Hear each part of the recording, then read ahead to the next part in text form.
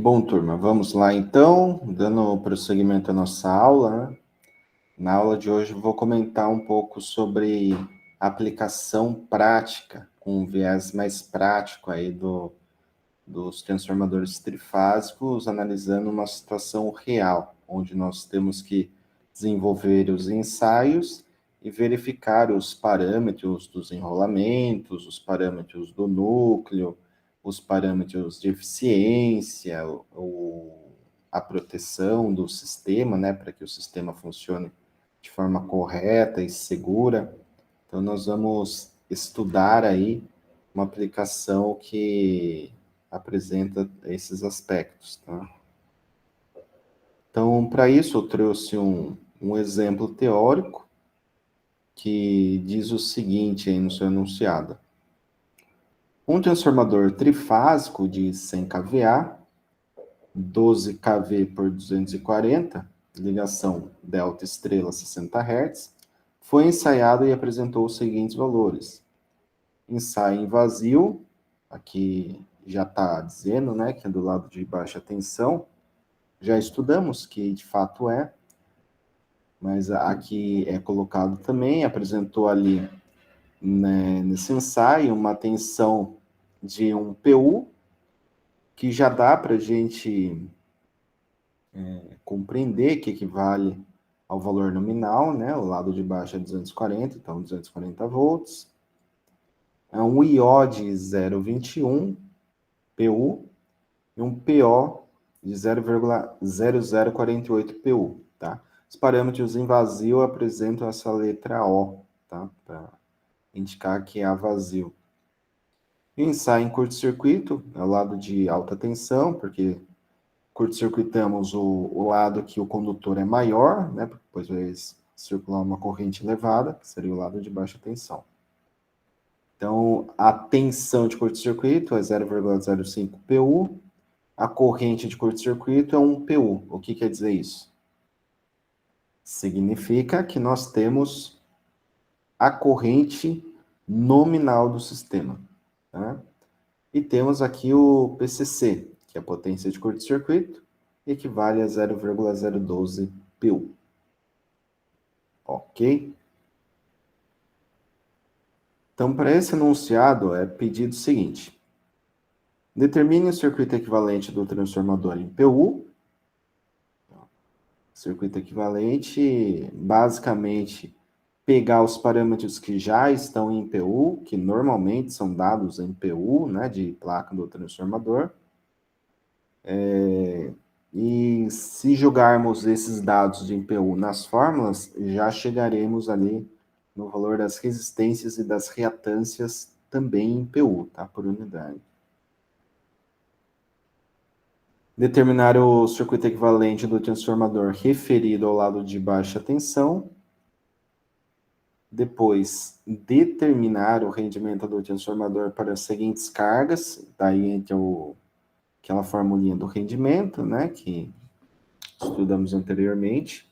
Tem o rendimento já nas unidades e o rendimento em PU. Então, podemos optar pela situação mais simples, mais simplificada para nós, que seria justamente em PU, onde é colocado aqui o primeiro caso, 50% de carga, fator de potência 0,92 indutivo, 80% de carga, 0,92 indutivo de fator de potência e 100%, ou seja, a plena carga com um fator de potência 0,92 indutivo.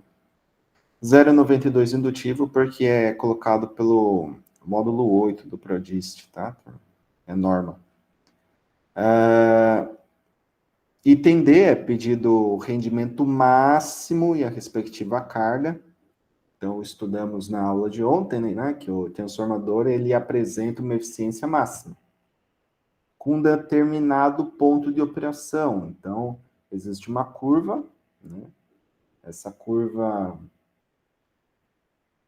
se a gente for plotando ela tem uma concavidade para baixo e tem um pico. Então, esse pico seria o ponto de máximo rendimento. E existe uma carga para isso. Ah, é a plena carga? Não necessariamente. Tá? Eu posso estar mais para trás, mais para frente, mais para o centro ali, né, perto ali de 50%, 60%. Então, existe um fator aqui de carga, que é aquele K, né, que a gente usou na aula passada, que é levado em consideração para se ter um rendimento máximo. E o K, ele vem com a corrente, né, já que a tensão aqui apresenta parâmetros nominais.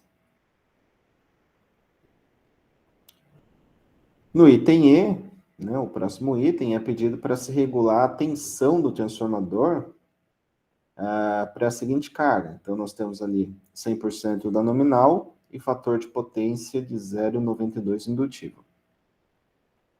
E também é colocado aqui, né, uma pergunta, o que deve ser feito na relação de transformação do transformador para garantir 220 volts na carga e qual seria a nova relação de transformação. Então, perceba, né, o que acontece. Se eu tenho o transformador a vazio, que eu já comentei na aula passada, né, se fosse esse daqui mesmo, isso daqui, 12 kV para 240 volts. A vazio, no secundário, no lado da carga, é 240 volts. Se eu coloco uma carga, dependendo da potência dessa carga, pode cair para 235, 232. Tá? Então, existe uma regulação de tensão.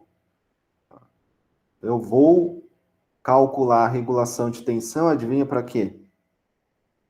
Para regular a tensão do secundário, para dar 240. Né? Então, eu faço esse cálculo e mexo no TAP do transformador, tá? No TAP primário, que é o que se tem ali a conexão direta, né, das bobinas de média, falando da distribuição. Então, mexendo no TAP, eu mudo a relação de transformação para que eu tenha não mais 235, mas sim 240 volts, tá, no secundário. Uma coisa que acontece, é legal de perceber, caso vocês estejam acordados aí um dia de madrugada, né?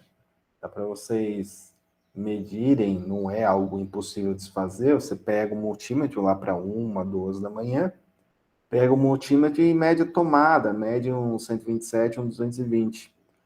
Provavelmente vocês irão verificar a tensão um pouco acima. Então, 127 vai dar 128, 129, 130 volts. E numa tensão aqui de 240, daria 243, 244 volts, por exemplo. Por quê? Porque a tensão está regulada para ficar em torno de 240, só que o que acontece? Não está tendo um consumo de carga, entendeu? Está todo mundo dormindo, ou às vezes algumas fábricas param de funcionar, né? Funciona ali 8, 10, 12 horas por dia. Então, o consumo reduz, comércio, né? Consumo reduzindo, impacta na tensão. Então, a tensão ela sobe porque ela está regulada, mas durante o dia, quando todo mundo estiver conectando as cargas, ela tende a cair um pouquinho ainda. Então, não fica, se todo mundo conectar a carga, eu tenho uma regulação para uma média, para uma demanda, né? Uma demanda aí que é levantada por região, e você faz a regulação em cima dela. Então, você tem lá, tem 240 volts em cima? Não, tem 239,5. 239,2, mas é praticamente 240, né? É um erro pequeno. Porém, a vazio, né, praticamente, não exatamente a vazio, mas de madrugada, quando muitas cargas estão desconectadas, a tensão ela se eleva um pouquinho por conta dessa regulação de tensão. Então, falando com números, né, de um aspecto mais prático, dá para se ter uma visão até do nosso cotidiano em relação a esses parâmetros aqui de estudo do transformador. E o último item, o item F aí, seria para especificar um disjuntor para o lado de baixa tensão, ou seja, estabelecer uma corrente de curto-circuito e uma potência de curto-circuito além da corrente nominal que vai circular ali pelo transformador, certo? Então, um exercício bem completo, tá? Esse exercício que eu selecionei, traz um pouco de tudo que foi visto na aula passada, em termos teóricos. Então, dá para vocês terem aí um bom entendimento já de como seria a aplicação desses ensaios, desse estudo de eficiência, regulação de tensão, cálculo de proteção, para transformador de média, tá? Na parte de distribuição de energia elétrica, e tendo parâmetros práticos, parâmetros em PU. Tá? Se vocês pegarem a placa do transformador, tem ali uma impedância em PU, por exemplo. Tá? Existe uma impedância em PU. E essa impedância, ela é utilizada quando a gente vai fazer o projeto do disjuntor, como bem vimos no final da última aula. Então, caso alguém não tenha visto o vídeo da última aula, que eu coloquei, o vídeo complementar, né, eu recomendo que assistam e para ver exatamente esse estudo. É um vídeo de exatamente 20 minutos, eu coloquei no, no chat aqui na última aula. Então lá vocês vão ter uma boa noção de como funciona ali a placa do transformador, como analisar o fechamento, esquema em delta, estrela. Ah, tem essa parte aqui da regulação de tensão também lá. Prático, analisando. Ah, vou regular a tensão para tantos volts. Então tem que fechar o tape no ponto 3, por exemplo. Então tem uma noção bem prática, né? Naquela apresentação que eu coloquei no YouTube. Então dá para vocês terem uma visão mais prática ainda do que essa que eu estou colocando para vocês. Bom, então, começando a resolução, item A é pedido o circuito equivalente, né? Então, o que eu faço? É tranquilo, tá? Não tem muito segredo. Eu vou pegar a fórmula da resistência para perdas no núcleo, que é a tensão ao quadrado dividido pela potência, e realizo aqui o procedimento de cálculo. 1 ao quadrado dividido por 0,048, chego em 208,33 PU. Esse é o valor da resistência. Tá? Lembrar sempre que estou trabalhando com dados em PU, vou ter aqui uma resposta também em PU. Reatância de magnetização. Tensão a vazio, dividido aqui pela corrente vazio ao quadrado, menos potência a vazio, dividido pela tensão a vazio ao quadrado, que é igual, aqui seria 1 PU, tá? Não é 240 volts. 1 PU dividido pela corrente medida a vazio, potência ao quadrado dividido pela tensão. Tudo em PU, tá? Aqui seria 1. Então, fazendo essa conta, chegamos em 48,91 PU para a reatância de magnetização.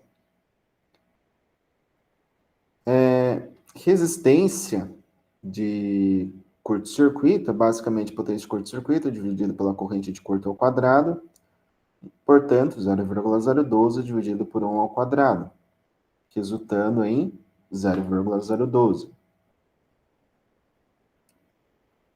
Reatância de dispersão agora. Então, tensão de curto-circuito dividida pela corrente de curto ao quadrado, menos resistência já calculada de curto-circuito ao quadrado. Extrai a raiz disso tudo, substituo os dados e chego no valor da reatância de dispersão, ou XCC, tá? 0,048.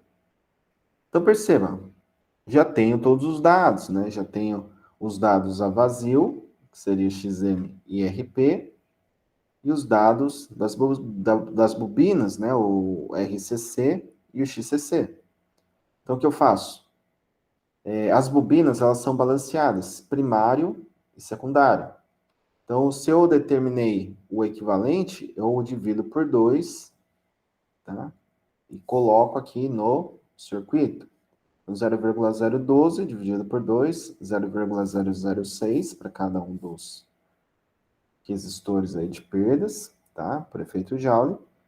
E a reatância, né, de dispersão, 0,048 PU. Se eu dividir por 2, pois eu tenho um equilíbrio aqui, né, no ensaio, eu tenho 0,024 e 0,024 para x2, x1 e x2. E no núcleo tem apenas um parâmetro, né? Então, esses números aqui que eu calculei, eu coloco no circuito equivalente. Então, aqui eu tenho o circuito real para aquele transformador do enunciado, tá? De 12 kV, 240 volts para 100 kVA. Ah, professor, vai ter transformador de 12 kV, 240 volts, 100 kVA com outros parâmetros do circuito? Sim. Tá? Cada um vai ter uma perda, cada um vai ter uma eficiência, cada um tem uma tecnologia, um fabricante envolvido. Então, esses dados, né, serão obtidos na prática. Tá? Não tem como fugir. Ah, quero fazer um modelo, tá? Projetar ali um regulador, algum sistema de controle para o meu transformador. Então, você levanta o circuito, modelo teórico, através ali do ensaio, tá? Um modelo prático, aliás, através do ensaio, monta o circuitinho aqui e você vai agora trabalhar com modelos teóricos junto a esse modelo mais prático do transformador para que você consiga implementar na prática, né? Se você desenvolver um estudo puramente teórico, pode ser interessante, mas para implementar na prática tem que se ter ali alguma conversão normalmente, né? Então, por exemplo, quando a gente vai estudar um sinal de... Não vou falar de eletrônica de potência, que vocês não devem ter estudado ainda, mas, por exemplo, o multímetro True RMS, já ouviram falar? Já mexeram no curso? Multímetro True RMS? Putz, professor, não que eu lembre. Não? Acho que não, professor. Então, é o seguinte, um multímetro, se nós pegarmos, ele vai lendo ponto a ponto da rede, tá, para formar uma senoide. E ele compara, puxa, esse ponto que eu li é o ponto zero, tá. Então, o próximo ponto, sei lá, 1 volt, supondo que seja 180 de pico, que é 127 eficaz. 1 volt. 1 volt maior que o valor anterior, que é zero? Sim. Então, armazena 1 volt na memória. Mede o próximo valor. 2 volts. 2 volts é maior que o 1 volt? Sim. Armazena 2. E vai indo até atingir o pico. 180 é maior que 179? Sim. Armazena 180 na memória. 179, porque a senoide cresce e começa a decair, né? 179 é maior que o valor anterior medido, 180? Não. Então, descarta o valor. 178 é maior que o valor anterior medido? Tá? Que foi lá o 180? Não. E então, esse 180, que é o valor de pico, fica armazenado. Né? Porque o multímetro ele vai pegando ponto a ponto, né? E busca o pico da rede. Buscou o pico da rede, acabou. O que eu faço? Eu divido por raiz de 2. Então, eu vou lá no chipzinho, né, do multímetro e faço uma programação que eu fico coletando um dado e vou andando uma janela, né? Então, pego o primeiro dado, comparo com o anterior. Pego o próximo com o que eu tinha obtido antes. E assim vai comparando. Até armazenar o máximo valor, armazenar o máximo valor, divide por raiz de 2, eu tenho o valor eficaz. Então, 180 sobre raiz de 2 dá 127, tá?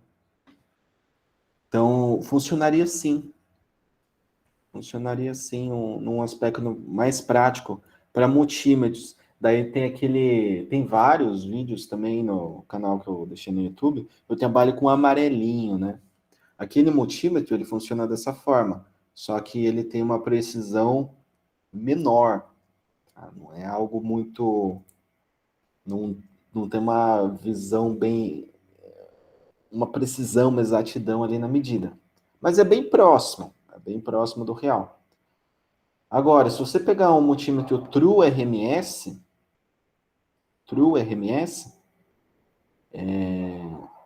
se eu não tiver uma senoide, se eu tiver um pedaço de senoide, o True RMS mede de forma correta. Se for um sinal de onda quadrada, ele mede de forma correta. Se for ali um sinal, por exemplo, triangular, vai medir de forma correta. O amarelinho, ou um azulzinho, que tem comercialmente aí também, ele não chega a medir dessa forma. Por quê? Porque esses mais simples, eles não fazem raiz quadrada de um sobreperíodo integral de 0 a t de v ao quadrado dt. O True RMS faz. Nossa, o True RMS faz essa integral? Faz, de forma numérica. Mas faz uma integral, extrai a raiz e chega no valor RMS. Então, existe essa diferença. Vocês mexerem em algum multímetro, certo? Na prática, tiveram alguma coisa? Professor, se na prática conta a simulação, provavelmente, mas na prática, por exemplo, na faculdade, acho que a gente não chegou a mexer. Nossa, Mas não na mexeram vida, assim, nada de circuitos? Nada? Zero? professor, boa parte, acho que aqui da turma, a gente ficou uma semana só na faculdade, professor. E daí veio pro EAD. Puxa, Então, entendi. puxado pra gente. É, não, é que... Então vocês não estão entendendo o que eu tô falando. Mas assim, se vocês forem no meu canal, eu tenho vídeos, eu vou deixar aqui o link de novo para vocês, tá? Vou pegar aqui, aproveitar que estamos aqui na reunião, já vou passar para vocês.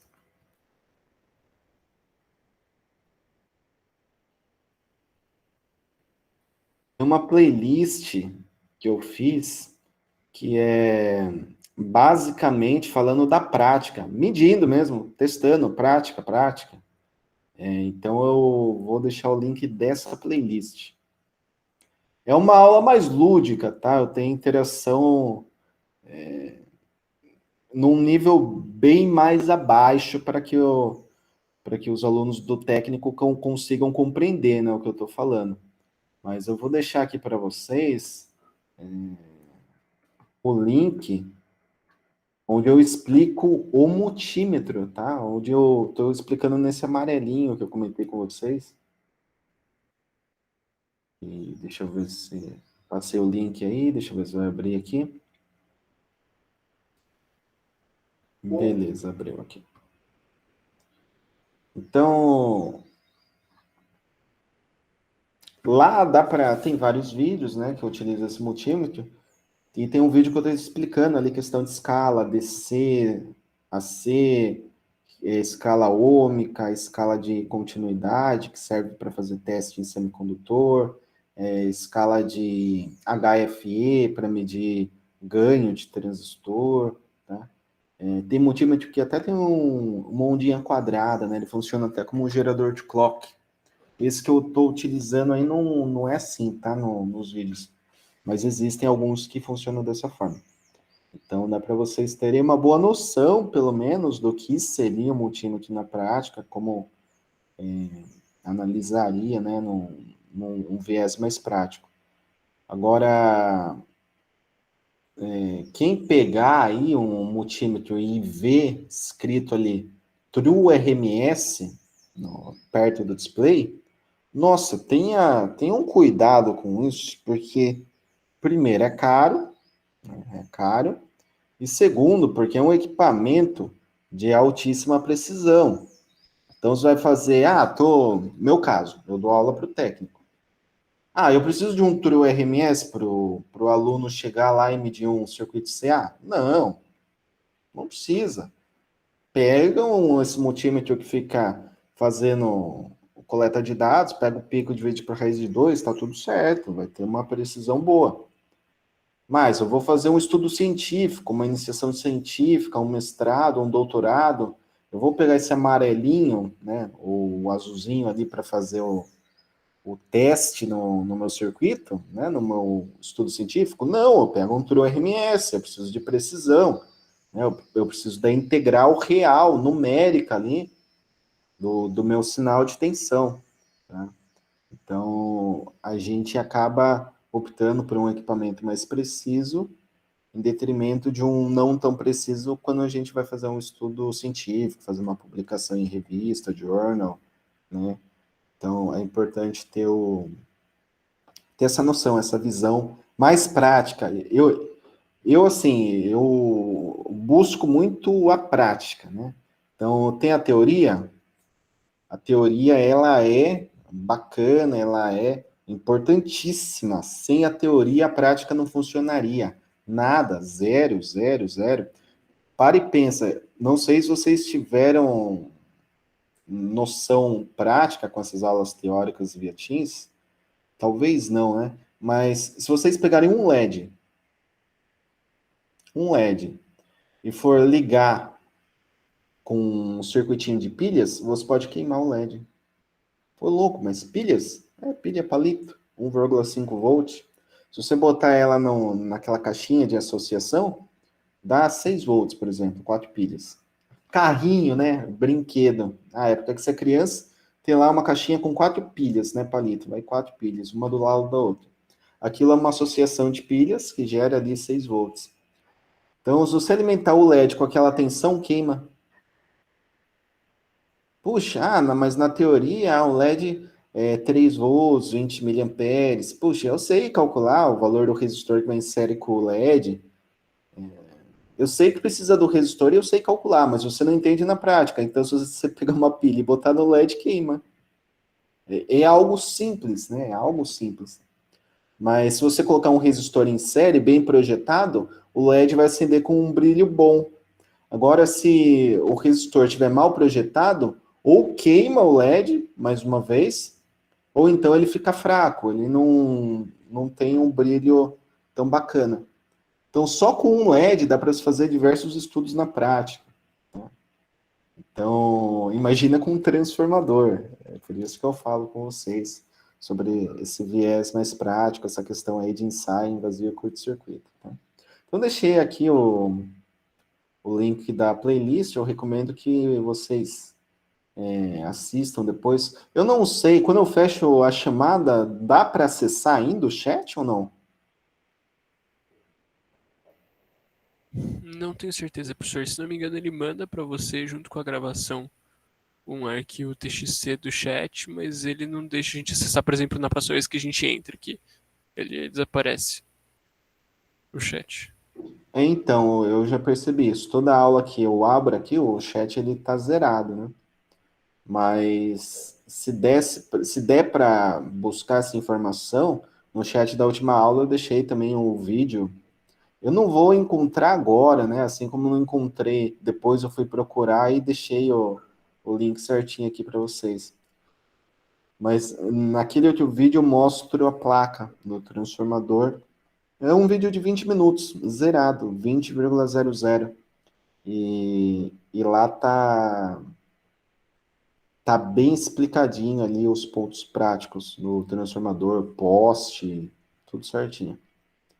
Bom, dando prosseguimento aqui na resolução, o item A é esse, tá? Eu tenho aqui o circuito equivalente em PU. Tenho os parâmetros das bobinas, que são os parâmetros série, e os parâmetros do núcleo, tá? Que seriam os parâmetros paralelo. No modelo T, aqui para o transformador.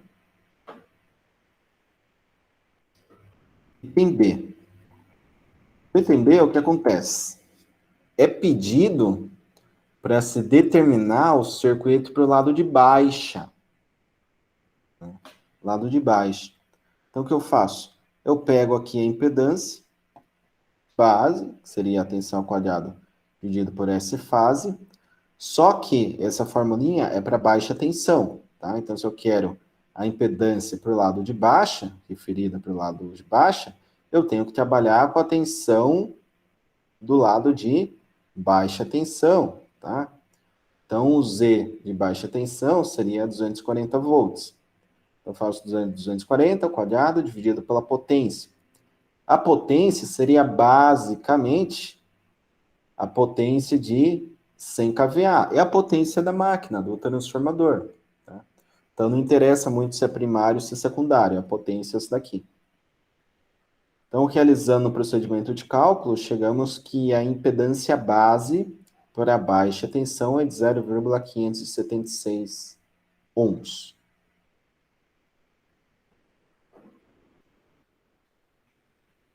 Se eu for calcular agora o RCC em ohms, eu pego o valor em PU e multiplico pela impedância base, tá? Que seria esse 0,576. Fazendo essa conta, eu chego em 6,91 miliohms. Tá? Mili, perceba, miliohms. Por que eu tenho uma resistência tão baixa?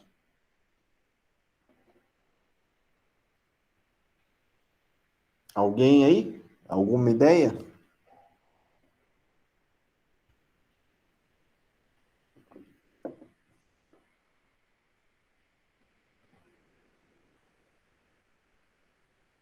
Não? Bom, a resistência ela é pequena, na ordem de mili, porque nós estamos analisando o fio, né? Um fio enrolado. Então, você tem uma resistência efetiva ali? Não. Eu tenho a resistência, lógico que eu tenho uma resistência elétrica, mas eu não projetei, o fabricante não falou, eu quero ter uma resistência nesse componente. Não fez esse projeto. Ele pegou um fio que tem uma resistividade, foi enrolando, então se eu pegar esse fio que ele enrolou e esticar, eu tenho um certo comprimento, e existia ali a capacidade de corrente, então tinha uma certa seção. Então, por segunda lei de Ohm, eu tenho esse valor de resistência, tá? Porque todo condutor, por mais próximo do ideal que seja, vai ter uma pequena resistência. E essa resistência veio justamente demonstrar isso, tá? A resistência do enrolamento, ou seja, a resistência do fio enrolado ali no núcleo. Por isso que é baixinho assim. Agora, a reatância de dispersão. Reatância de dispersão, se a gente colocar aqui também, é algo na ordem de miliohms. Por quê? Porque eu tenho um valor que é basicamente pegar ali o fluxo magnético que eu estou gerando do primário, vai circular no núcleo e se concatenar com o secundário. Só que tem poucas linhas que ficam dispersas, que saem ali do polo norte, né, gerado pelo eletroímã, e retornam pelo sul via ar, entendeu? Então não vai se concatenar por completo com o secundário. Então essas poucas linhas gera ali uma certa reatância, só que essa reatância também é pequenininha, porque poucas linhas não vão circular pelo núcleo, já que o núcleo é o caminho mais fácil, né? O ar tem uma relutância muito alta. Assim como um aberto tem uma resistência infinita para nós, o ar equivale a uma relutância aí que tende ao infinito para circuitos magnéticos, tá? Então, o que eu tenho de dificuldade para a circulação do fluxo magnético é a relutância, assim como o que eu tenho de dificuldade para a circulação da corrente elétrica é a resistência elétrica. Beleza? E falando agora das perdas no núcleo, eu tenho aqui, mais uma vez, a aplicação da fórmula, 208,33 vezes 0,576, chegando em 120 ohms. Tá? Então, 120 ohms, puxa, é uma resistência mais considerável, né? Então, se nós fizéssemos ali um divisor de tensão, divisor de tensão é aquela questão, né? Eu pego duas resistências em série, faço R1 dividido por R1 mais R2 e multiplico pela tensão da fonte. Esse é o divisor de tensão que vocês já devem ter estudado no curso. Se eu fizer um divisor de tensão de RCC com RP, né? Se eu estou aplicando 240 volts, eu vou ter aqui no RP 239, por exemplo. E aqui, se muito, eu vou ter 1 volt. Por isso que nós podemos fazer aquela aproximação no modelo teórico, né, do transformador. Então, eu falo, a tensão de alimentação no ensaio vazio é praticamente a tensão no núcleo, já que o ΔV ali na bobina, né, essa resistência aqui e essa reatância associados vai ser na ordem de milha. Então, eu vou perder aqui 1 volt e meio, por exemplo, comparando com 200, 300. Tá? Então, é muito pouco. Uma perda assim que dá para desprezar quando eu vou fazer ali uma análise, por exemplo, da regulação de tensão. Agora, o XM, fazendo o cálculo dele, valor real, mais uma vez, né, eu faço o produto com 0,576 e chego nos 28,17 ohms, tá? Então, obviamente, não seria só a resistência, né? Naquele ponto, eu teria que fazer o paralelismo com a reatância, utilizando ali número polar, retangular, toda aquela história que vocês já estudaram, para poder, então, fazer esse divisor de tensão, né? Com essa parcela aqui também do circuito das bobinas. Mas, realmente, a tensão no núcleo é praticamente a tensão de alimentação, tá? Do transformador. Então, o que acontece? Como eu calculei os parâmetros agora em ohms, eu pego eles para as bobinas, né, esses dois, e divido por 2, porque são duas bobinas.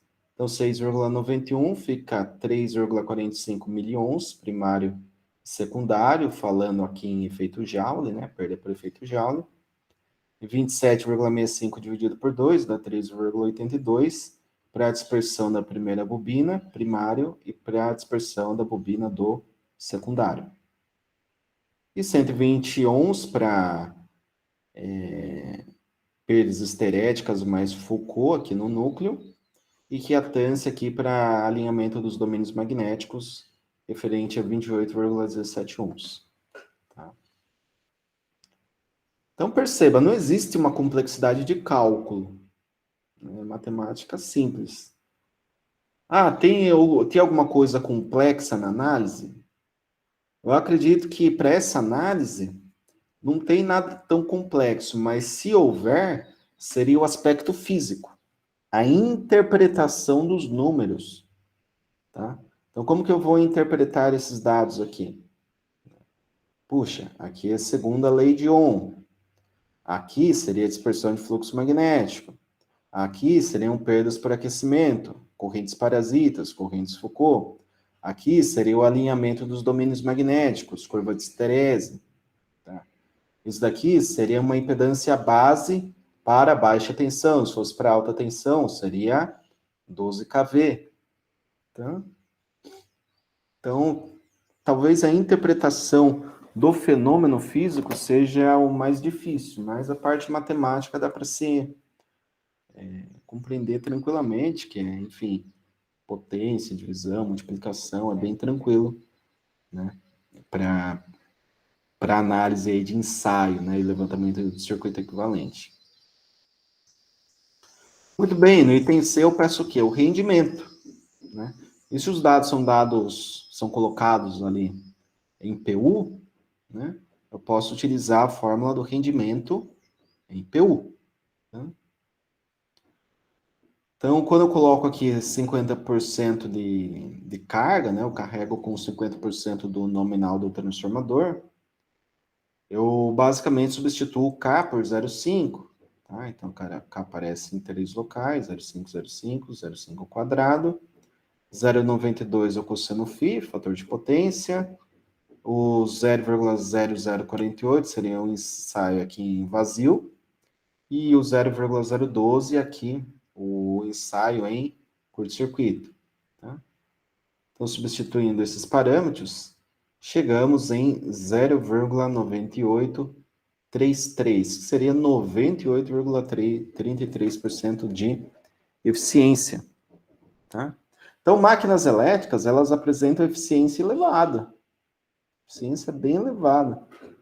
Então, temos ali 98, 99, 97%, alguns casos, né? Tanto que, se a gente parar para pensar em algo que é estado da arte hoje, né?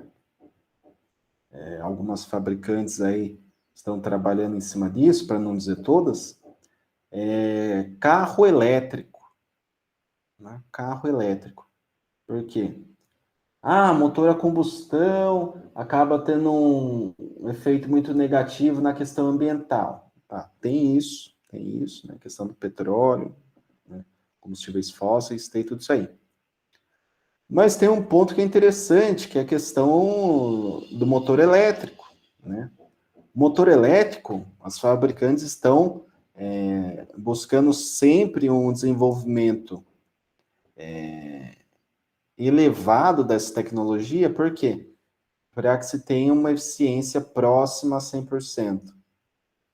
Só que se você parar para pensar no motor a combustão dos veículos hoje em dia, é coisa assim de 20% de eficiência, 30% de eficiência. Tá? É uma máquina química, né? Funciona ali com explosão.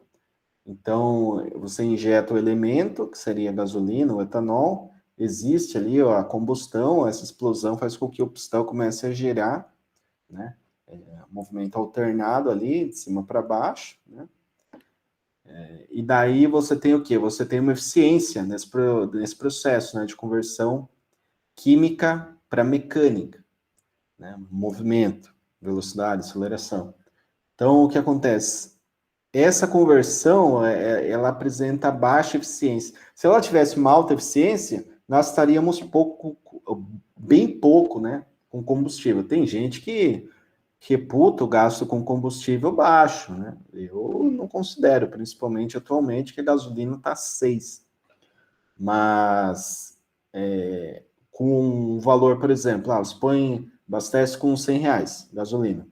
Se você roda 100 km, né, com 30% de eficiência no motor, você poderia rodar aí, vamos triplicar. Se os 90%, você ia rodar, em vez de 100, você ia rodar 300 km com R$ 100.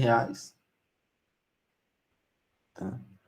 Então, puxa, mas por que não melhoraram, né? Assim, motor a combustão, melhoraram. Né? Vários estudos, várias evoluções, às vezes investindo bilhões para melhorar a questão de 3, 4, 5% na eficiência. Mas não tem milagre. É a característica do processo, característica física. Baixa eficiência, não tem como fugir disso. É aquela eficiência, ponto final, acabou. Né? Agora, máquinas elétricas, aqui eu estou falando de transformador, é uma máquina estática. Mas quando se parte para máquinas rotativas, é 90% no mínimo. 90% no mínimo.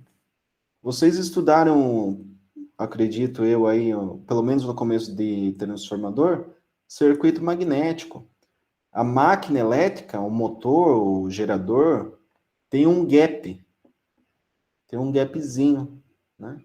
Então, se ela tem um gapzinho, a concatenação do fluxo do estator com o rotor, que é a parte que gira, ela acaba sendo pior do que do transformador.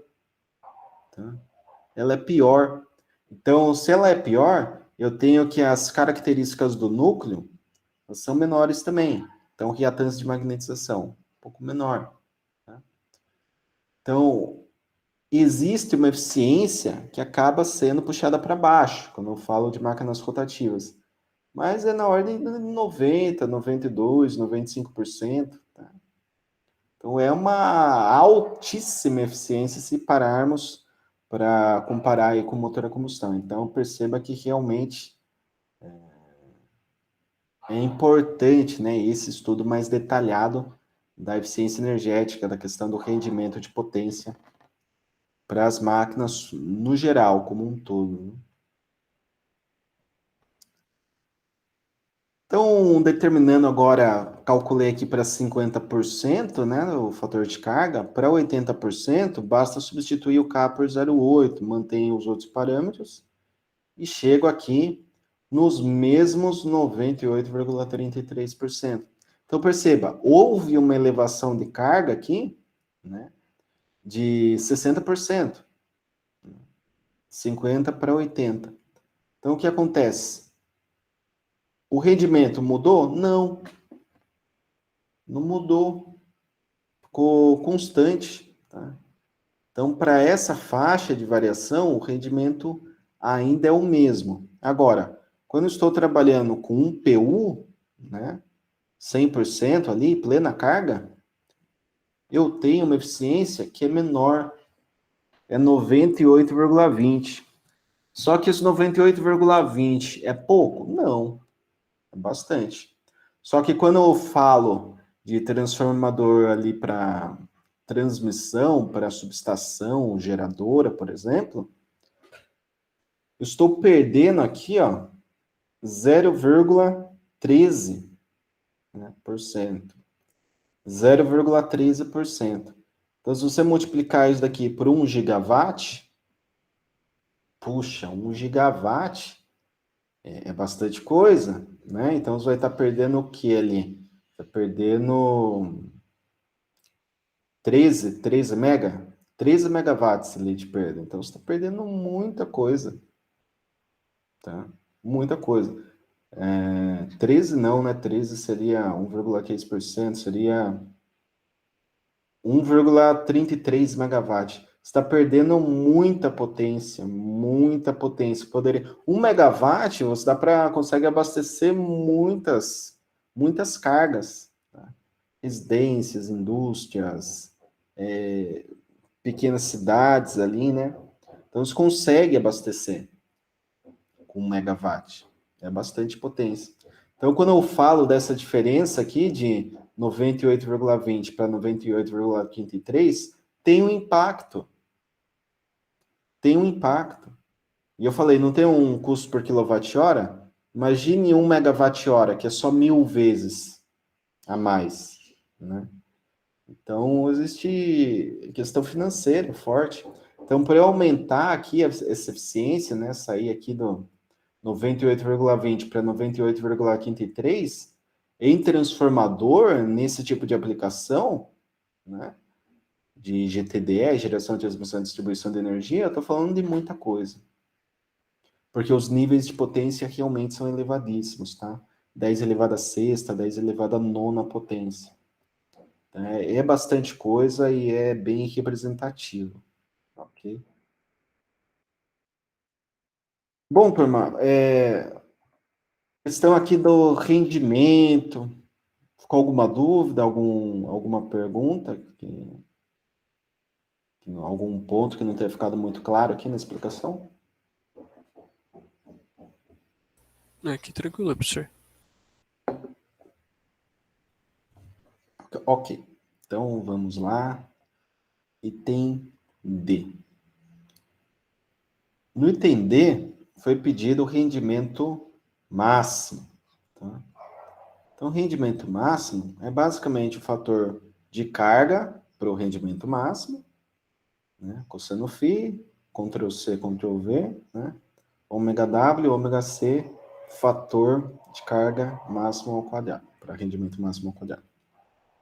Legal. Ah, professor, bacana. Então, só aplicar a fórmula. Só aplicar a fórmula.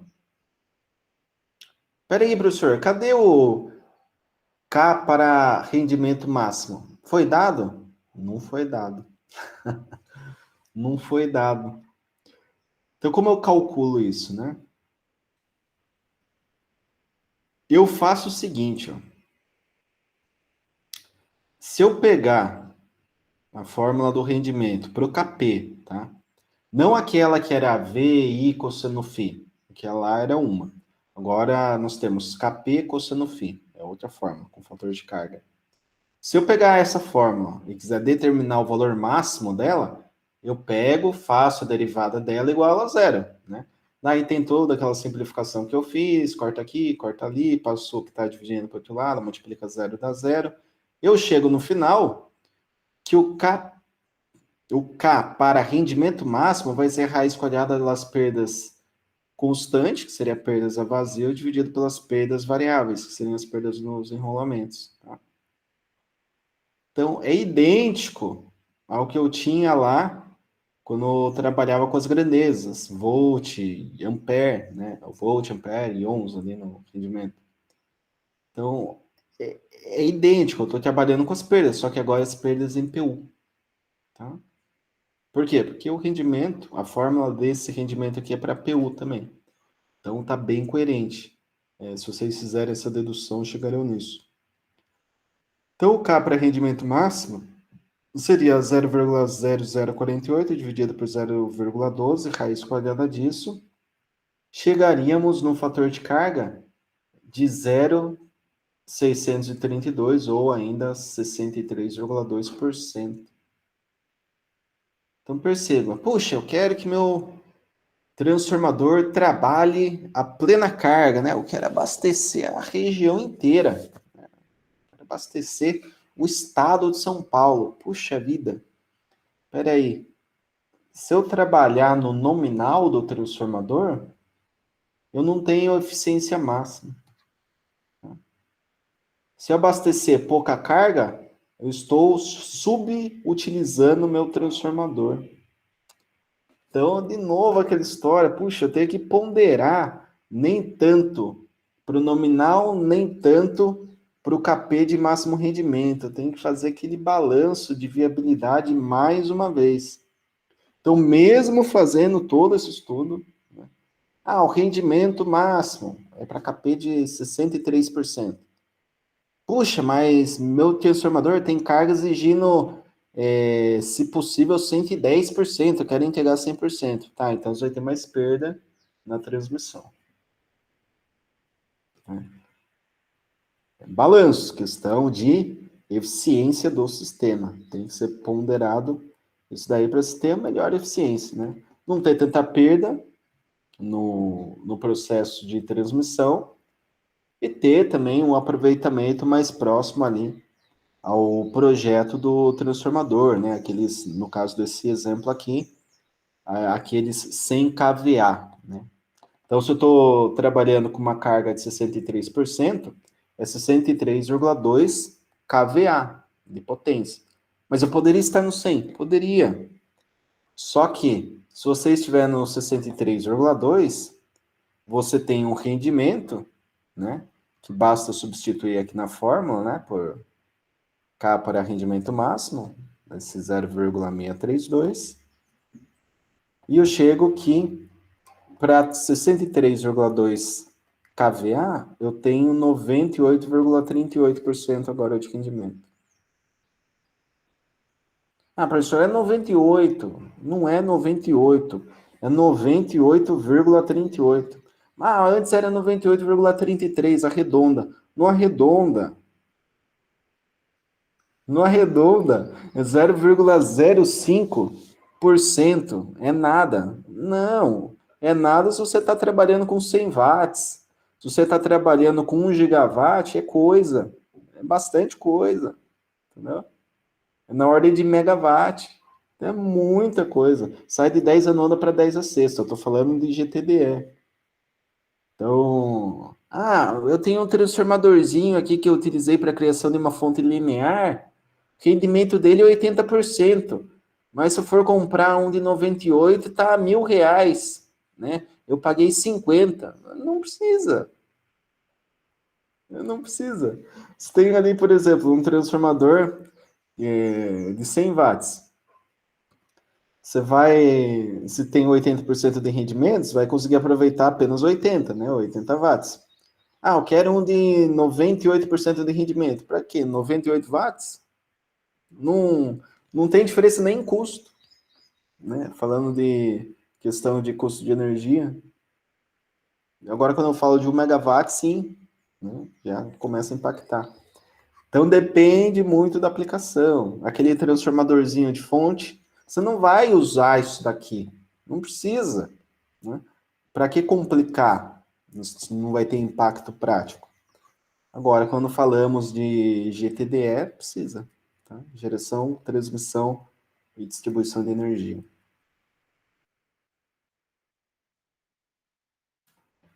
Item E. Item E era a regulação. Né? Regulação. Regulação de tensão é o quê? É eu pegar a tensão a vazio, subtrair da tensão a carga e dividir pela tensão de base, né? PU. Só que deduzimos na aula passada que isso equivale ao fator de carga RCC mais JXCC, tudo em PU. Então, se eu aplicar essa formulinha, né, obviamente, isso daqui estava em retangular, eu faço a conversão aqui dos parâmetros, né, para ter o número inteiro. Esse J aqui não existiria mais, tá?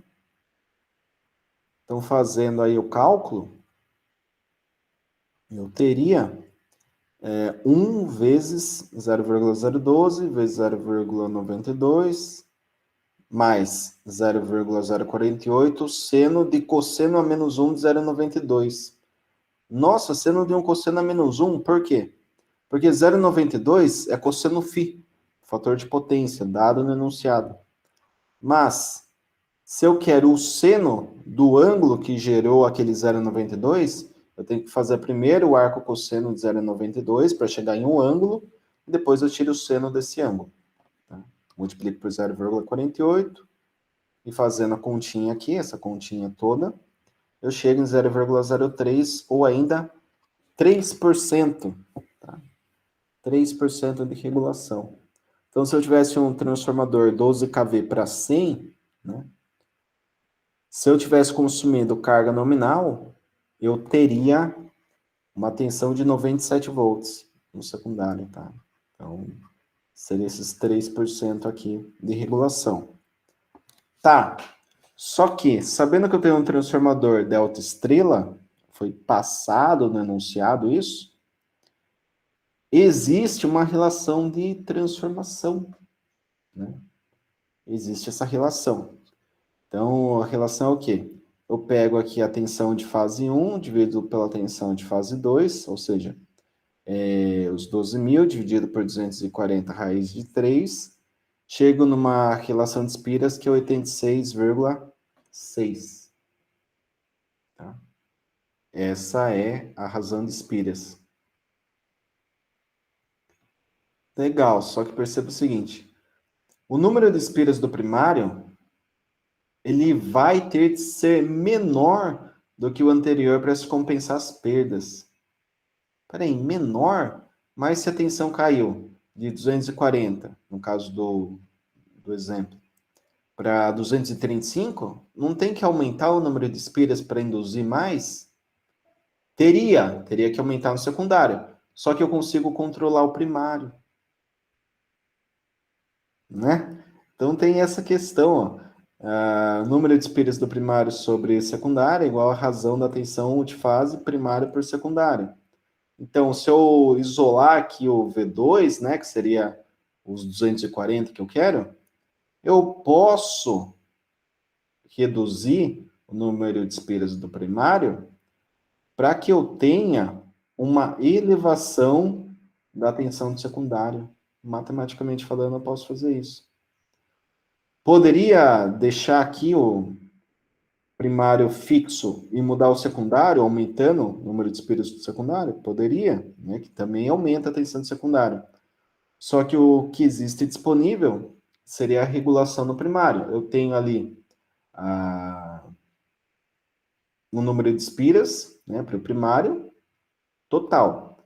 Eu consigo diminuir esse número de espiras, aplicando o mesmo potencial, para aumentar a tensão induzida no secundário. Matematicamente, isso daqui funciona. Tá? E fisicamente, funciona também, né? Para fechar aqui com o conceito. Então, a nova relação de espiras, né, que é o que o enunciado pede, seria basicamente eu aplicar regulação de tensão na já existente. Eu faço um PU menos 0,03 PU, multiplico pela relação atual, que seria 86,6, tá? Faço essa continha e chego em 84. Então, eu tinha uma relação de espiras maior antes. A relação caiu. Só que o nominal está sendo aplicado num número de espiras menor agora no primário. Então, significa que eu tenho uma intensidade de corrente maior. Se eu tenho uma intensidade de corrente maior, eu tenho uma concatenação maior de linhas de campo. Se eu tenho mais linhas de campo passando pela bobina 2, eu tenho uma indução maior de tensão na bobina 2. Certo? Então, perceba, tudo fecha, né? Se a gente for estudar ponto a ponto do sistema, do transformador, um conceito vai fechando com o outro. Isso que é interessante, tá? Então, a relação de Spears é só para transformador ideal. Não. Não é só para transformador ideal. Tá? Utilizamos aqui, ó. N1 sobre N2, razão de Spears igual razão de tensão. Tá? Utilizamos para fazer a regulação. Só que agora consideremos perdas. Se consideramos perdas, já temos um outro parâmetro, que seria a regulação da tensão e seria também o rendimento. Então, no mundo real é assim que se analisa o transformador. Alguma dúvida aqui, turma? Alguma pergunta? Algum esclarecimento que vocês queiram?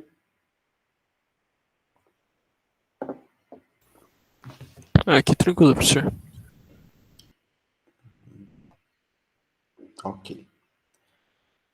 Bom, então, último item. Seria o item F. O item F seria para projetar um sisteminha de proteção. Então, a proteção, quando vocês estudam disjuntor, não sei se tiverem instalação elétrica, se vão ter ainda, mas o disjuntor, ele tem uma capacidade de curto-circuito e uma corrente nominal, a lei de um potencial, né, que ele opera. Então, o que acontece? Se eu for projetar o disjuntor, primeira coisa, corrente nominal. Depois, corrente de curto. Na sequência, potência de curto-circuito. Então, beleza. Qual a corrente nominal do transformador? Ah, professor, não sei, o enunciado não passou. Né? Qual a impedância em PU do transformador? Não sei, o enunciado também não passou. Mas ele passou os parâmetros, né, de curto-circuito, tanto para tensão quanto para corrente.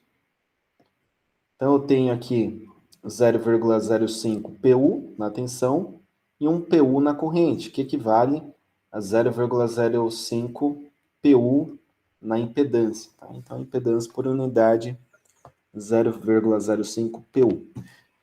Em alguns transformadores, essa impedância já é colocada, tá? Vem na placa. Você pega ali o transformador, qual a impedância série do transformador? 0,06 PU, 0,03 PU, 0,05 PU. Então, isso daqui. Só com isso você já projeta uma proteção ali. Então é interessante, né? O dado em PU da placa do transformador é importantíssimo.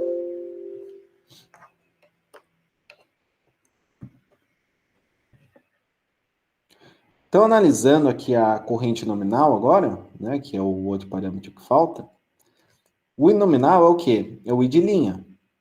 Então, basicamente, é a potência nominal dividido por raiz de 3 V nominal. Potência foi dada, sem caviar, tensão nominal também, 240, porque a proteção para o lado de baixa. Então, fazendo o cálculo da corrente, eu tenho 240 amperes. Legal, então aplicando a fórmula, I curto-circuito é o valor nominal dividido pela impedância em PU. Então, eu chego em 4,8 kA.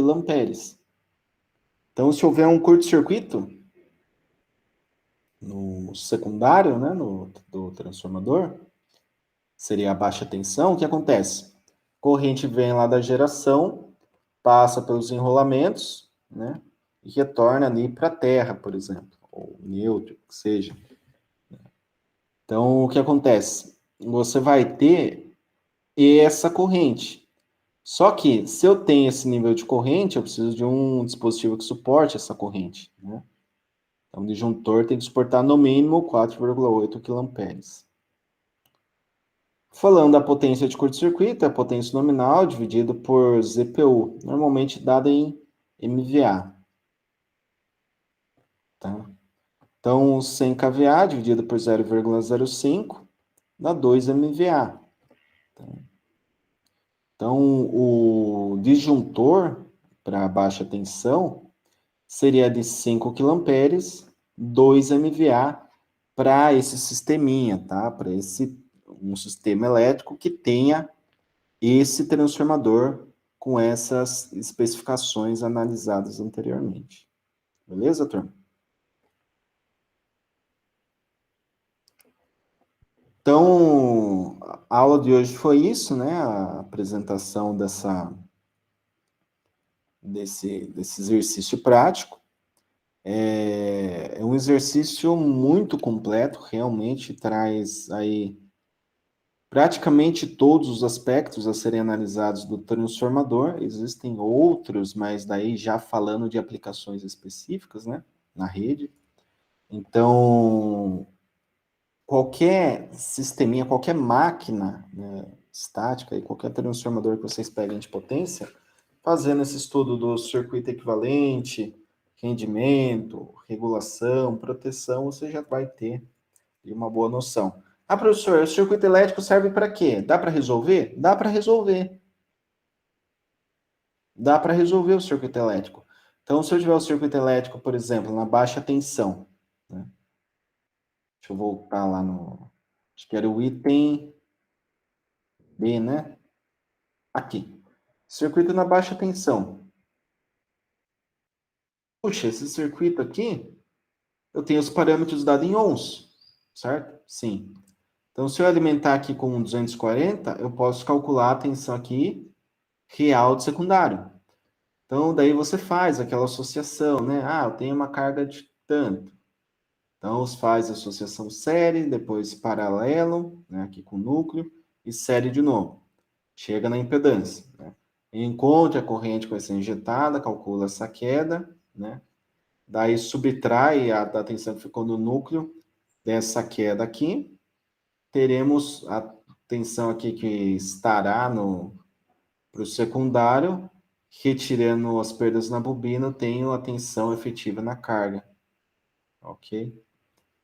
Então, turma, o que acontece? Essa tensão aqui poderia ser aquele 235 volts que eu falei para vocês. 236, 234.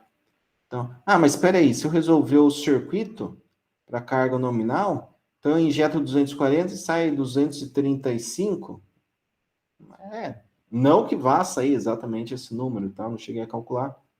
Mas se vocês calcularem, vai ter uma tensão aqui que é bem próxima à de entrada. Mas não é exatamente essa tensão de entrada. Então, através do circuito elétrico, dá para se estabelecer, além, obviamente, da corrente do circuito, parâmetros de perdas. Eu consigo aqui verificar, né, corroborar aqui as perdas, por efeito Joule. Até para se estabelecer aqui o reativo, né, da máquina, determinando aqui a potência no indutor.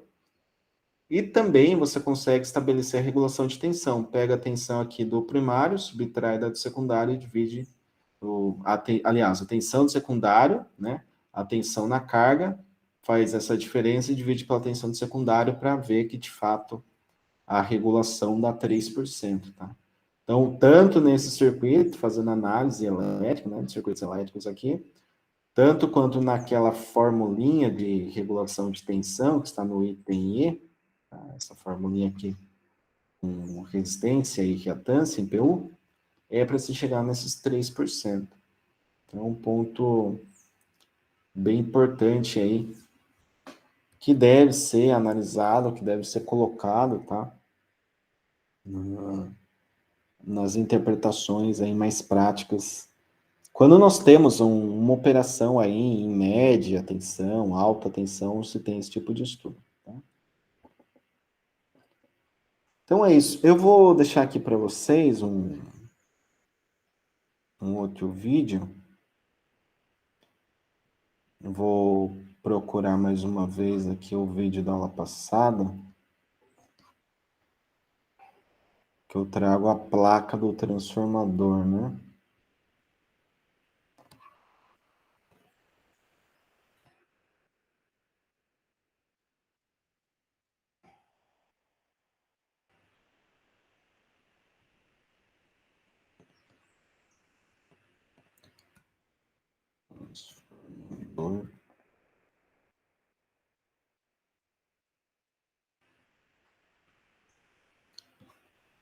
Vídeos.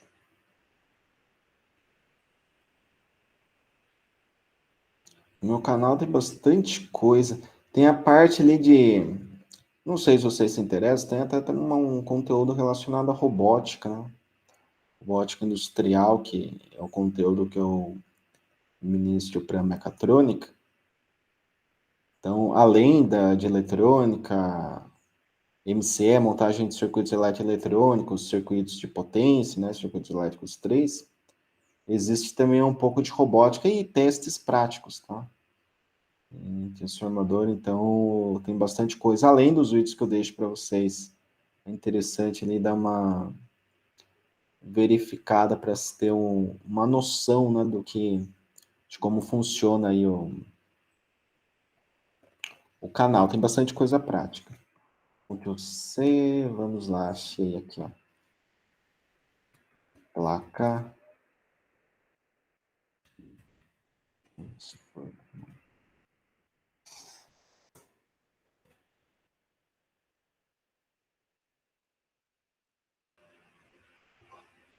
Opa.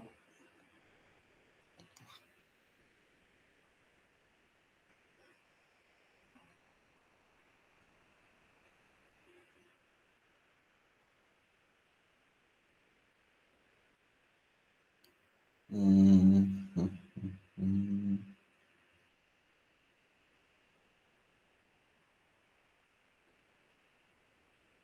Deixa eu ver se eu encontro aqui na internet uma placa para mostrar para vocês.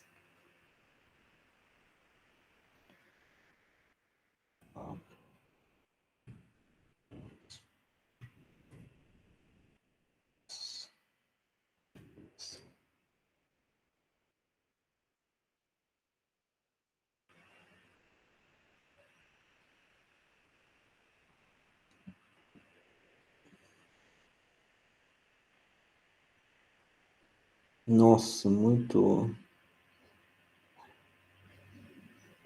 E tá apagado, né? Achei uma placa aqui que tá quase escrita lápis. Tão transparente os dados. Não dá para ler. Uhum. Puxa vida.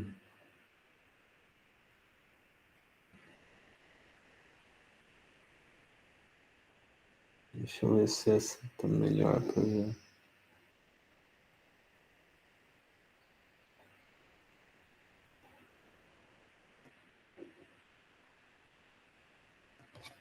Não.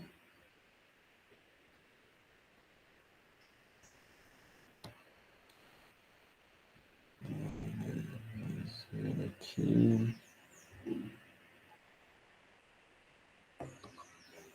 Já tinha encontrado uma vez uma placa completinha com todos os dados.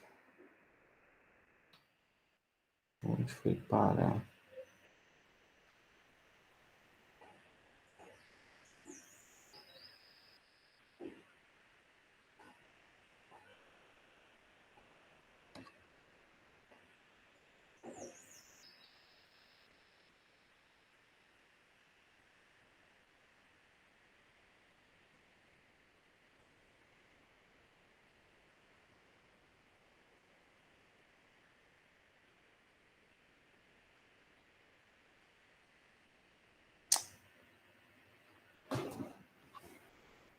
Uhum. Ah, encontrei uma legal aqui.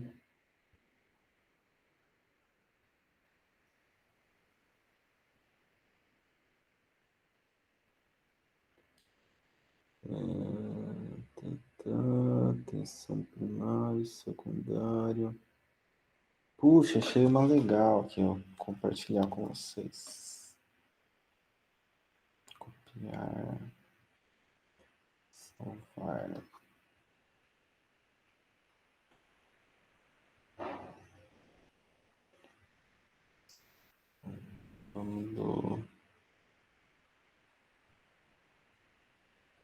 Vamos Vamos lá.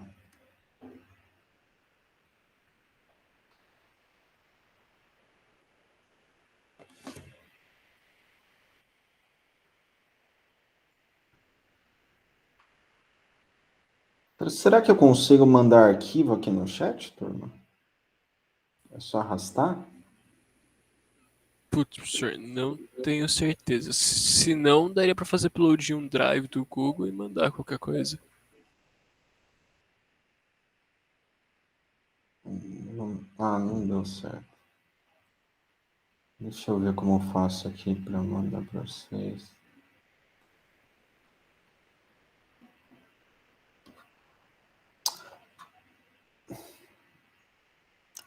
Bom, eu vou compartilhar aqui. Deixa eu ver se está compartilhando a tela aqui. Vamos lá.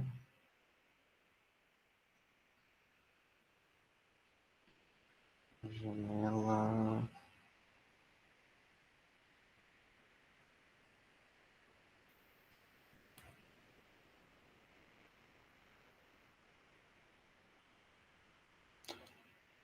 Bom, então estou compartilhando aí com vocês uma placa de transformador, tá? Independente aqui do fabricante, tá? Dá para se perceber algumas características, né?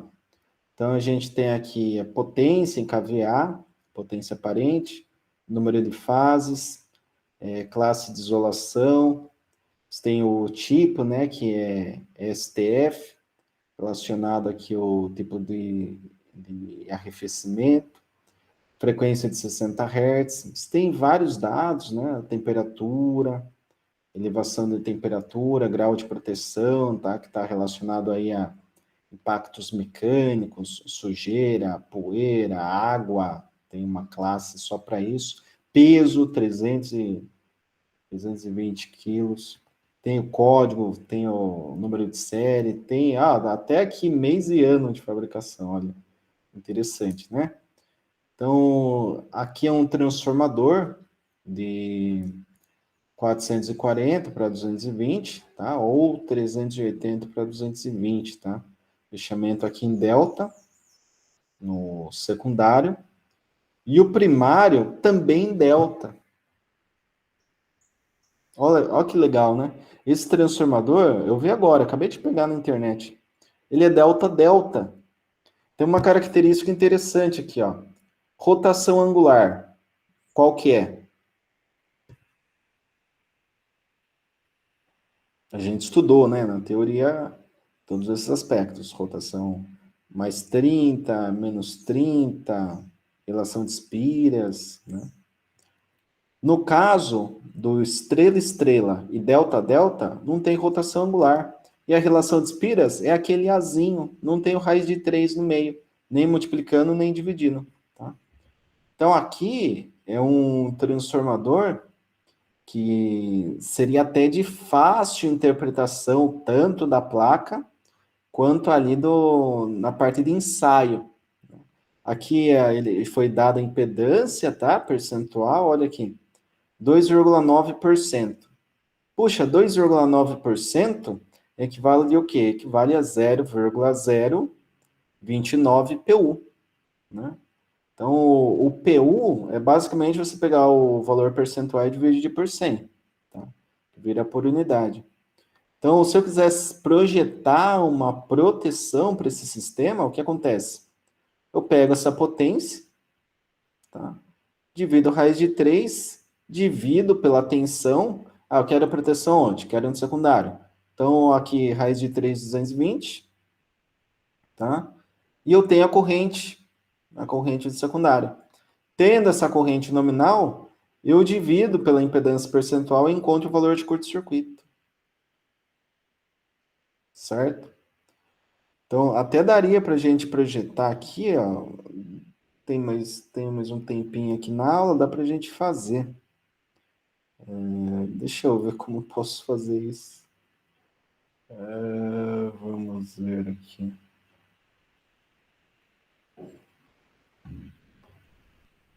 Eu tinha um programinha instalado, não sei se vai rodar agora.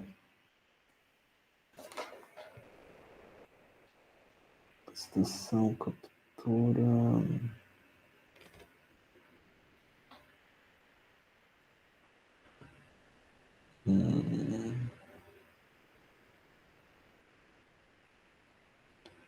São. Não,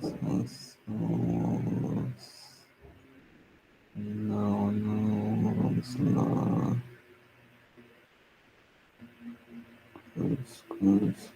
São.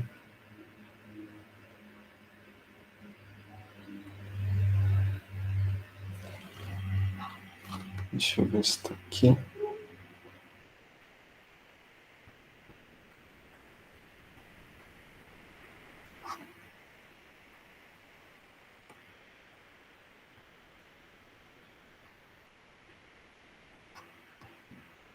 Não.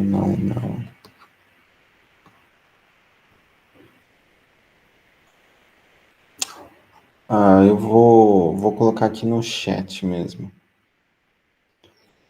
Se eu fosse projetar proteção aí, né? Então, o ICC. Estou escrevendo aqui no chat, turma. ICC, como que vai ficar? Primeiro, eu tenho que calcular o IN, né? Já que o ICC seria o IN dividido por ZPU.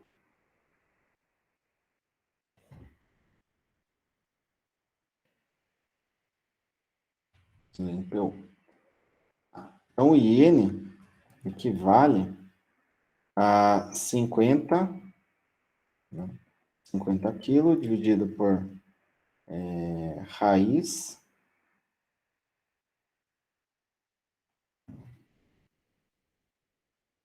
de 3 vezes 220.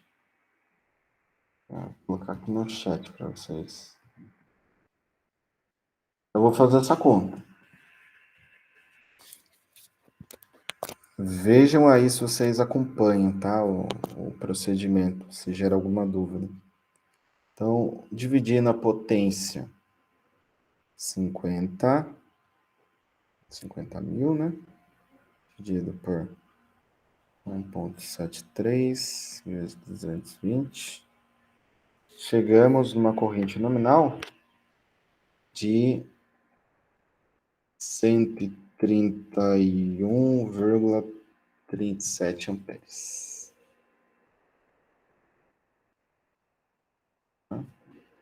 Tem essa corrente. Se eu quero a corrente de curto-circuito, ICC, eu faço 131,37 dividido por impedância em PU, que seria 0,029. Estou fazendo essa continha aqui.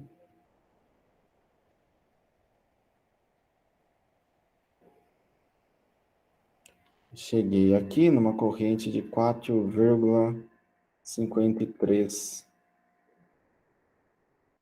quiloamperes.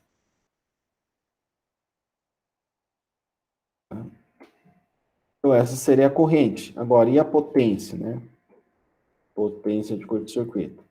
Basicamente, a nominal, seria o 50K, dividido por impedância séria, 0,029. Fazendo essa continha.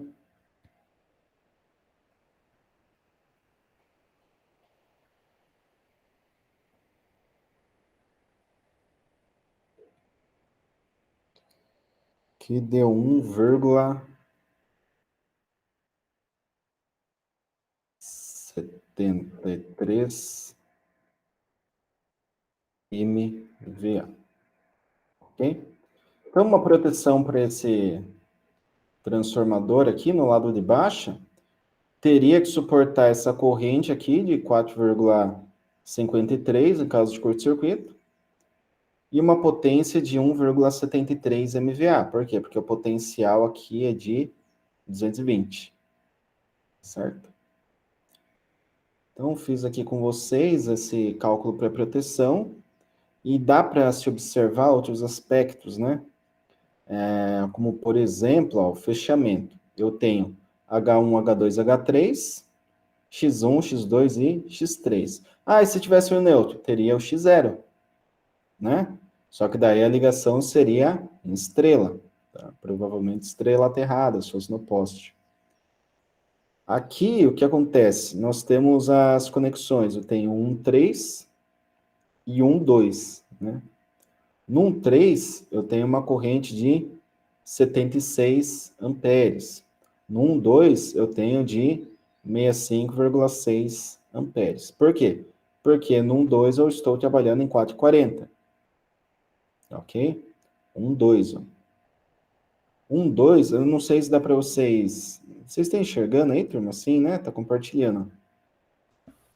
A gente tá conseguindo ver a foto da placa, professor. Os cálculos o senhor tá botando no chat daí, né? Isso, os cálculos está tudo no chat aqui. Todos os cálculos que eu fiz eu coloquei no chat aqui, porque eu tinha uma telinha que eu dava para escrever aqui, mas também ia ficar aquele 2 tremido, ruim, né? Aquele 5 lembra mais um S do que um 5. Então, acho que escrevendo aqui no chat é até mais efetivo. Mas, continuando aqui na placa, eu tenho, ó, 1 e 2. 1 e 2 equivale à bobina, né? Então, ó, 1, 2. 1, 2. E 1, 2. Tá? Então, essa é a clássica conexão em delta, né? E dá para a gente ver que estamos utilizando a bobina como um todo. Agora, se eu pego 1 e 3, eu deixo aqui um pedacinho, ó, do 3 para o 2. Fica faltando um pouquinho. Então, o que eu fiz? Olha só, olha que interessante, né? Do 1 para o 3, eu mexi no TAP. Se eu mexi no TAP, eu reduzi o número de espiras. Certo? Então, reduzi, ó, estava no 2, joguei para o 3. Então, eu regulei a tensão no secundário. Percebem? Então, quando eu estou trabalhando aqui do 1 para o 2, eu tenho a bobina por inteiro. Do 1 para o 3, não. Eu deixo um trechinho. Então, se eu deixo um trechinho, um certo número de espiras, eu estou diminuindo N1. Se eu diminuo N1, eu aumento o V2. Então, se eu teria aqui 200, por exemplo, com carga nominal, 215. Eu fiz a regulação de tensão, mudei o TAP de 2 para 3, reduzi o número de espiras do primário e aumentei a tensão de novo no secundário. Estava 215, volta lá para próximo de 220, 219, 221, talvez, fica bem próximo dos 220, tem que ficar em torno, né? É um controle que se faz, né? Um controle. Vocês que estão no curso aí de controle e automação sabem bem disso, ou irão ver ainda muito pela frente até aquela resposta de sistemas, né? Então, sistema de primeira ordem, segunda ordem, resposta ao degrau, tem tudo isso. Então, é visto também para o sistema elétrico. O sistema elétrico tem que ter aí uma otimização muito boa para que tudo funcione, porque ele apresenta alta complexidade, né? Como a gente tem estudado aí no curso. Então, para que as coisas funcionem, tem que se ter um bom controle. E aqui os níveis de potencial também, que eu comentei com vocês, né? O 440, 380, 220. Se vocês dividirem aqui, ó, 380 por 220, dá quanto?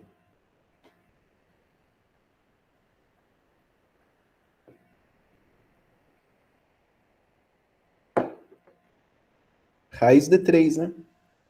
Ah, eu ia falar ainda o número, professor, mas realmente da raiz de 3. Né? Então, o número irracional aí, 1,732, vai embora, né? Mas dá raiz de 3 certinho. Dá raiz de 3 certinho. Dá para vocês fazerem essas correlações aí. E tem as correntes. Ah, aqui a corrente do... Puxa, peraí. Cadê o chat? Olha o valor calculado no chat, IN. E olha na placa.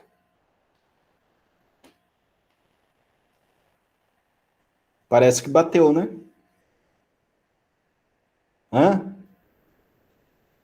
Não é isso? Não deu 131 aí no chat? Acho Eu que nem deu. olhei na placa. Nem olhei. Só calculei pela teoria que nós vimos na aula passada. Ó, 131 em cima. Ah, professor, não deu em cima, você calculou 131,37, né? A placa 131,2, né? É questão de arredondamento, mas nesse caso aqui não tem impacto, é diferente do rendimento lá, né? Uma casa, depois da vírgula, acaba gerando impacto aqui, ó, é em cima, né? Então, aqui provavelmente a placa utilizou no cálculo 1,73 para chegar nesse valor, eu coloquei a raiz de 3 inteira.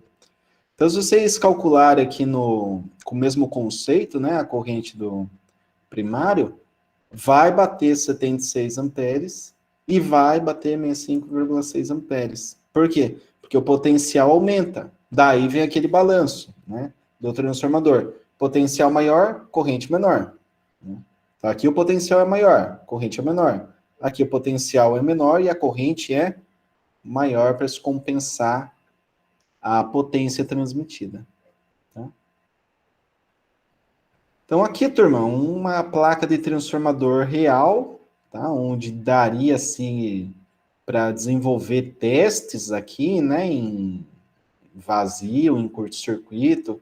Inclusive, existe aqui um parâmetro, né? Às vezes você faz o teste do transformador, e até um outro exercício que teria aí disponível para vocês, provavelmente numa lista futura, você pega a placa do transformador e faz os ensaios. Daí, depois você não acha mais a placa do transformador, ou o que pode acontecer, essa placa, hoje em dia se bate uma foto com o celular, tá beleza, né? Salva em todo lugar. Mas o que acontecia antes? Essa placa ia tendo os dados apagados com o tempo, né? Então ela estava submetida ali o ambiente, enfim, qualquer resíduo, né, que colasse aqui na placa, que você fosse limpar depois, acabava soltando às vezes a tinta, e com o tempo mesmo essa tinta ia sumindo. Então, o que acontece? Você perdia os dados do transformador, você tinha que fazer uma conexão. Puxa, mas eu não tenho dado, mas tem o circuito equivalente. Entendeu? Então, dá para sair do circuito equivalente se chegar nos valores de ensaio. Por quê? Porque os dados do circuito equivalente chegam basicamente proporcionado pelos valores de ensaio, né? E tendo os valores de ensaio, por conceito, você determina tensão nominal, corrente nominal. O sistema é trifásico, independente do fechamento, tensão de linha, corrente de linha, raiz de 3, potência aparente.